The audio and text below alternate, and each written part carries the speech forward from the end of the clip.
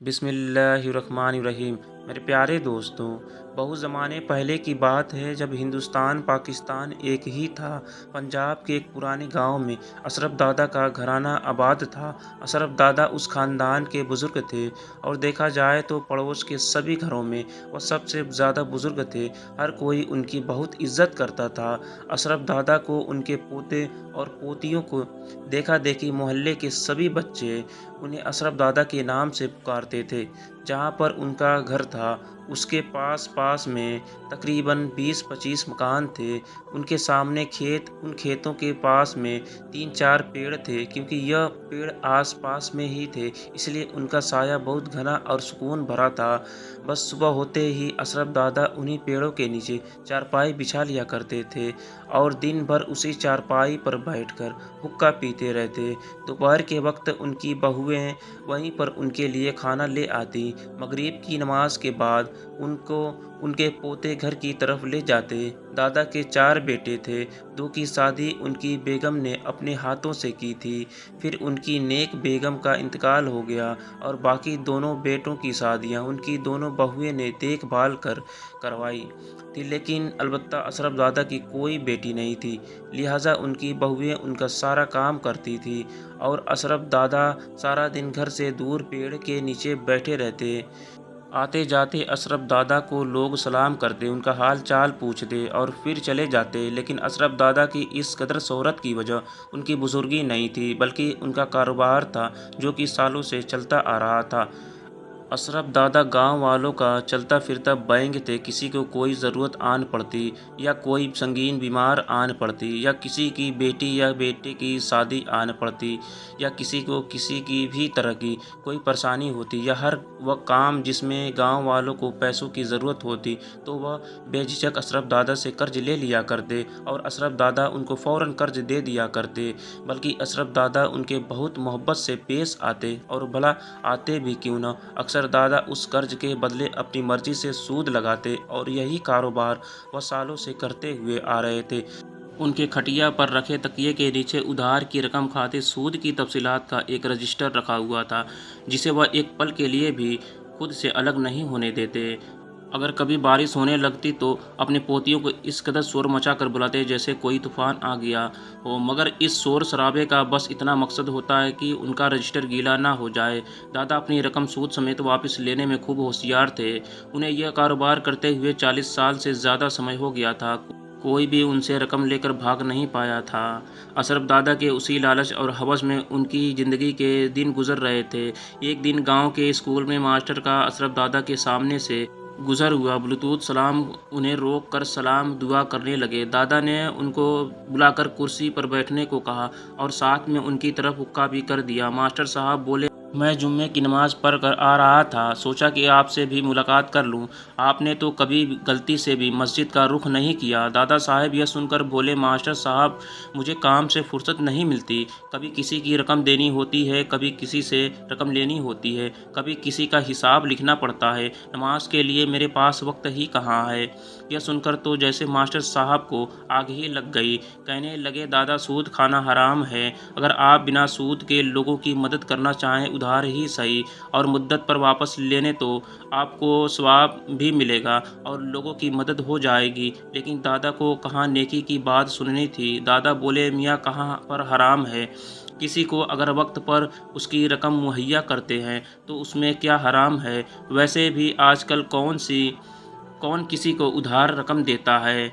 लेकिन मैं कभी किसी को इनकार नहीं करता, और अगर मैं उसके बदले कुछ पैसे वसूल करता हूँ तो वह मेरी मेहनत है, ना कि हराम। दादा को आज तक कभी कोई अल्लाह का खौफ याद नहीं दिला सका, तो भला मास्टर जी की कहाँ चलनी थी। मास्टर जी कुछ देर गुस्से में दादा के पास बैठे रहे। फिर कुछ देर बाद दादा से रुखसत चाही। अगले रोज़ उनकी बड़ी बहू उनके लिए खाना लेकर आई तो कहने लगी कि अब्बा जी, आज गांव के मास्टर साहब की बीवी आई हुई थी, आपके लिए कुछ पैगाम देकर गई है। दादा ने झट से पूछा, क्या कहती है वो। तो बहू ने बताया कि वह कह रही थी कि सूद लेना गुनाह है। अगर दादा हमें बगैर सूद के कुछ रकम उधार दे दें। ईद के बाद मेरी 2 बेटियों की शादी है। बकरा ईद के बाद मैं वह रकम लौटा दूंगा। दादा को यह सुनकर बहुत गुस्सा आया और वह बड़बड़ाने लगे, हमारे पास कोई मुफ्त के पैसे नहीं जो जिसे चाहे दे दे।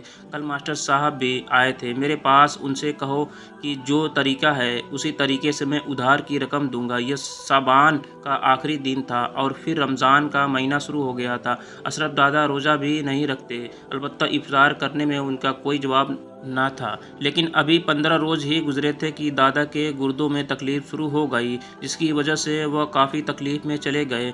उन्हें सारी सारी रात तकलीफ़ के मारे गुजर जाती। चारों बेटे बाप की बीमारी से बेहद परेशान थे। आखिर वह घर के बड़े बुजुर्ग थे, उनकी ज़रा सी आवाज़ पर घर के सारे लोग कतार में खड़े हो जाते। लेकिन दादा तो रोज़ बरोज़ कमज़ोर होते जा रहे थे, कमर बिल्कुल चारपाई से लग गई। दादा की चारपाई अब दिन रात घर में लगने लगा और चाचा भी उसी चारपाई पर पड़े रहते। अब तो उनमें बैठने की भी ताकत नहीं रही। एक दिन दादा सुबह से ही किसी संगीन सोच में गुम थे। शाम को जब चारों बेटे घर लौटे तो उन्हें अपने पास बुला लिया और उन्हें कुछ देर समझाते रहे। फिर उनके बेटों ने उन्हें चारपाई पर से उन्हें उठाकर बिठा दिया और जहाँ चारपाई रखी थी उसके चारों पाए के नीचे मिट्टी खोदने लगे। कच्चा फर्श था, इसीलिए वहाँ हाथों से मिट्टी खोदते रहे। कुछ देर के बाद कमरे में 4 गड्ढे खोद दिए और चारों पाए के नीचे कम से कम 3 फुट गड्ढा कर दिया। उसमें से 4 पुतलियाँ निकली। जब बेटों ने उन्हें खोला तो उसमें से सोने और चांदी के बेशुमार सिक्के निकले। बेटों की आंखें लालच से चमकने लगी। वह जल्द से सारा माल कमरे में हिफाजत से रख आए। अब तो यह रोज़ का मामूल बन गया। बाप रोज़ाना घर के किसी कोने की निशानदेही करता और बेटे उस जगह पर खोज के दबा हुआ खजाना निकाल लेते। इसी तरह ईद भी आ गई। वह उनकी ज़िंदगी से सबसे हसीन ईद थी। चारों बेटे की तो ज़िंदगी चमक गई, लेकिन ईद के 24 दिन के बाद अचानक दादा की तबीयत खराब हो गई कहीं, और अब तो उनसे बोला भी नहीं जा रहा था। उनकी उनकी उनकी जैसे आंखों की ही जान अटक गई। बेटों से कुछ कहना चाहते थे लेकिन कुछ कह नहीं पा रहे थे। बेटे बाप का इशारा समझ रहे थे, इसलिए वह बाप को चारपाई समेत उठाकर घर में घुमा रहे थे। बाप अब किसी कोने का इशारा करे तो वह जगह खोद कर वहाँ से दबा हुआ खजाना निकाल सकें।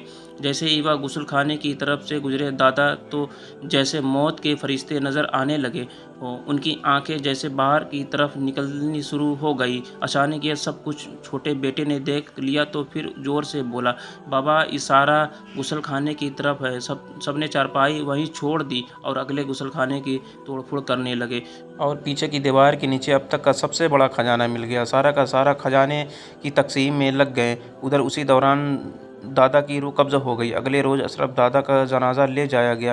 दफनाने के 2 दिन बाद किसी शख्स ने आकर बताया कि दादा की कब्र में बड़ा सा सुराख हो गया है और उसमें काले रंग का बड़ा सांप मुंह निकाले देख रहा है। यह खबर पूरे गांव में जंगल की आग की तरह फैल गई। उनके खानदान से लेकर पूरे गांव के लोगों ने इस वाक़या को अपनी आंखों से देखा। वाकई वहां पर एक बहुत बड़ा सांप मौजूद था, जो कि दादा की कब्र में से एक सुराख में से अपना मुंह निकालता और फिर अंदर चला जाता। यह सांप अल्लाह का अजाब था अशरफ दादा के लिए, जो कि उन्हें सारी ज़िंदगी सूदखोरी की वजह से मिला था। वह अपनी दौलत कब्र तक साथ ना ले जा सके और उनकी औलाद उसी दौलत की बंटवारे की वजह से दादा की आखिरी वक्त में उनके साथ नहीं थे। अशरफ दादा के इबरतनाक अंजाम की मौलवी साहब हर जुमे के लोगों को जुमे के खुतबे में सुनाते और उन्हें सूदखोरी जैसी लालच से दूर रहने को कहते। सबक मोहतरम अज़ीज़ दोस्तों, सूद हराम है और इस्लाम में उसकी मनाही है और सूद खाने वालों का अंजाम बहुत बुरा होता है। इसलिए अज़ीज़ दोस्तों अपने माल को पाक कीजिए,